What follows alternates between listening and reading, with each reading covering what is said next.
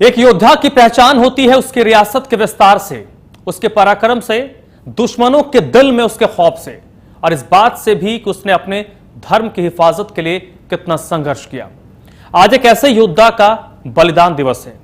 भरतपुर रियासत के महाराजा सूरजमल के बलिदान दिवस पर हम उन्हें भी याद कर रहे हैं। स्पेशल रिपोर्ट देख रहे हैं आपके साथ मैं धर्मराज सिंह।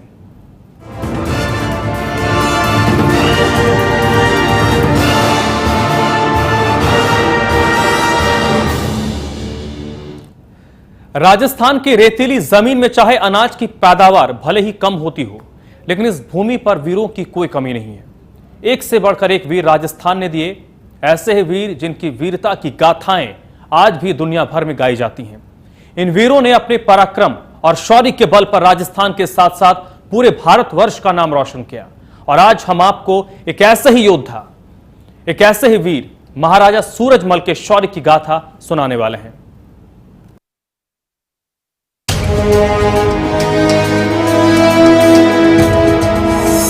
जो डिगा नहीं, डरा नहीं, डटा रहा सदा, जीत जिसकी चाह थी,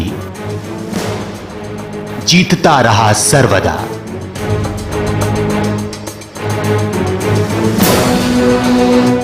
एक ऐसा वीर योद्धा जिसकी वीरता ने बड़े बड़े दिग्गजों को जमीन पर धूल चटा दी।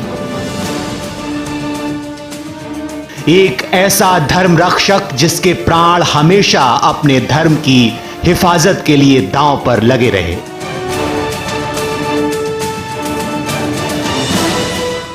एक ऐसा लौह पुरुष जिसे दुनिया आज भी एक आजाद हिंदू राज्य बनाने के लिए याद करती है। भरतपुर जाट रियासत के संस्थापक महाराजा सूरजमल के 153वें स्मृति दिवस पर उन्हें शत शत नमन। हर साल महाराजा सूरजमल का बलिदान दिवस हमें याद दिलाता है उस शौर्य पुरुष की वीरता की गाथाएं, जिनको सुनकर पीढ़ियां बड़ी हुई और गौरव गाथाओं को सुनकर राजस्थान का सीना गर्व से चौड़ा हो जाता है। महाराजा सूरजमल ने मुगलों के अत्याचार, उत्पीड़न व हिंदू धर्म के इस्लामीकरण के विरुद्ध लड़ाई लड़कर पूरे राष्ट्र की रक्षा की व उनके अत्याचारों से देश की जनता को मुक्ति दिलाई। अगर आप दिल्ली में बिरला मंदिर में जाओगे, जिसकी स्थापना महामना पंडित मदन मोहन मालवीय जी ने की थी, उसमें हिंदुस्तान की कुछ ही सेलेक्टेड मूर्तियां स्थापित की गई हैं। उनमें से एक महाराजा सूरजमल जी की भी की गई है। उसमें के नीचे लिखा हुआ यादव वंशी हिंदू धर्म रक्षक भरतपुर नरेश महाराजा सूरजमल। जब महामना पंडित मदन मोहन मालवीय जी ने हिंदू धर्म रक्षक करके उनको संबोधित किया है, तब से ही हमें लगा कि ये सचमुच हिंदू धर्म रक्षक है। यूं तो राजस्थान का अतीत वीरता की कहानियों से भरा पड़ा है, लेकिन महाराजा सूरजमल की कहानी अलहदा और अद्भुत थी, क्योंकि वो एक ऐसे धर्म रक्षक थे जिन्हें जाना जाता है हिंदू धर्म की रक्षा के लिए, सभी जातियों को एकजुट करने के लिए, महिलाओं की सुरक्षा के लिए, शरणार्थियों की हिफाजत के लिए। पेशवा बाजीराव के सेनापति थे, विशेष रूप से मल्हारराव होलकर। वो दिल्ली के ऊपर भगवा ध्वज फहराना चाहते थे और किसी की भी मंशा ये नहीं थी कि यहाँ की जनता की रक्षा हो, यहाँ की सभ्यता संस्कृति की रक्षा हो। अगर एक इस्लाम में रंगना चाहता था तो दूसरा गेरुए रंग में देश को रंगना चाहता था। सूरजमल एकमात्र व्यक्ति ऐसे थे जो दोनों से अलग चल रहे थे।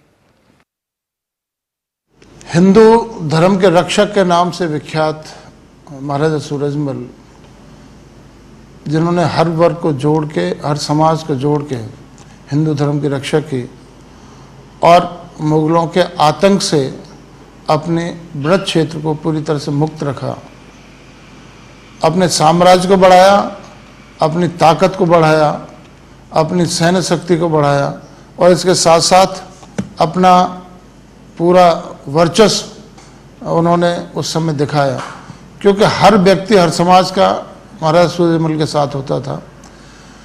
ये जरूर नहीं थी कि उनके टाइम पे कोई सेना ही युद्ध करे, बल्कि जब युद्ध का समय होता था तो वहाँ पे हर घर से जिसके पास जो भी हथियार हो, उस हथियार को लेकर लड़ने के लिए उनके साथ तैयार वहाँ की जनता रहती थी। 13 फरवरी 1707 यही वो तारीख थी जब महाराजा सूरजमल का जन्म हुआ था, और यह संयोग ही था जिस दिन उनका जन्म हुआ उसी दिन हिंदुस्तान के बादशाह औरंगजेब की मृत्यु हुई थी। किशोर सूरजमल को ब्रजराज की उपाधि मिली थी क्योंकि उन्होंने बचपन में ही अपने शौर्य का करिश्मा दिखा दिया था। एक कहानी है, उस वक्त कहते हैं कि भरतपुर के पहाड़ी उत्तरी इलाकों में खूंखार मेव बसते थे। उनका धर्म इस्लाम था और जीविका का साधन लूटपाट। महाराजा जयसिंह ने बदन सिंह से मेवों का दमन करने के लिए कहा तो उन्होंने अपने किशोर पुत्र सूरजमल को इसका जिम्मा सौंपा। वो पहला मौका था जब सूरजमल की वीरता ने जयसिंह को चौंका दिया, जिसके बाद उन्हें ब्रजराज की उपाधि मिली। तो महाराज यहाँ से बदन सिंह जी की राज की स्थापना शुरू हुई और उनके महाराजा सूरजमल भये। बदन सिंह जी सबसे पहले थून पे बसे और हाँ इसी जगह पर, और बस करके फिर यहाँ से और आगे उन्होंने स्थापना की सिनसिनी, डीग, कुम्हेर, भरतपुर। महाराजा सूरजमल की वीरता की एक और कहानी है। कहते हैं भरतपुर में सिनसिनवारों के अलावा एक और प्रमुख जाट परिवार डीग के दक्षिण पश्चिम में सोघर गांव की सोघरियों का था। यह चारों तरफ से दलदल से घिरा था और बारिश के दिनों में यहां पहुंचना लगभग नामुमकिन था। रक्षा के लिहाज से यह महफूज ठिकाना भी था। जंग के वक्त बाण गंगा और रूपा रेल दोनों नदियों का पानी इलाके को जलमग्न करने के लिए छोड़ा जाता था क्योंकि दुश्मन आगे न बढ़ पाए। लेकिन जाटों के ये दोनों कुनबे साथ नहीं रह सके, इसलिए 1732 में जब वीर सूरजमल सिर्फ 25 बरस के थे तब उन्हें सोघर पर अधिकार करने के लिए भेजा गया। जंग हुई, भरपूर हुई और सूरजमल ने आक्रमण करके सोघर को जीत लिया। सोघरिया लोग जमकर लड़े, लेकिन हार जाने पर उन्होंने नए शासन को स्वीकार कर लिया। सूरजमल ने सोघरिया लोगों को व्यवहार कौशल और सद्भावना से शांत करके सोघर पर अधिकार करने के बाद एक शाम जब सूरजमल एक झील किनारे टहल रहे थे तब किसी महात्मा ने उन्हें अपनी राजधानी सोघर बनाने की सलाह दी और ऐसे में उन्होंने सोघर को अपनी राजधानी बनाया। उस वक्त महाराजा सूरजमल का मुख्य लक्ष्य यह था कि भरतपुर की ऐसी मजबूत किलेबंदी की जाए कि वो बिल्कुल अजेय हो और उसके राज्य की राजधानी बन सके। इन सभी किलों में रक्षा की सुदृढ़ व्यवस्था की गई।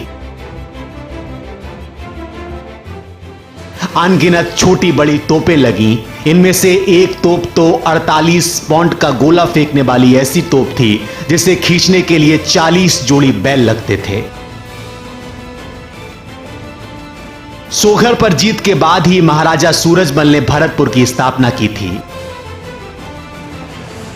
कहते हैं कि भरतपुर का नाम महाराजा दशरथ के छोटे बेटे भरत के नाम पर रखा गया था और इस रियासत के आराध्य देव थे भरत के बड़े भाई लक्ष्मण। इसलिए आज भी यहां पर लक्ष्मण जी का मंदिर है। महाराजा सूरजमल की वीरता ही थी कि भरतपुर को ना तो मुगल जीत पाए और ना ही अंग्रेजों के आक्रमणों ने इसकी नींव हिला पाई। यहां के किले और तोपें पूरी दुनिया में मशहूर हैं। भरतपुर दुर्ग की कल्पना महाराजा सूरजमल ने की थी। इस दुर्ग में 3 महल हैं: किशोरी महल, महल खास, कोठी खास। भरतपुर को लोहागढ़ के नाम से भी जाना जाता है क्योंकि जिस तरह यहां के महाराजा का सीना लोहे के समान मजबूत था, उसी तरह यहां की रियासत भी।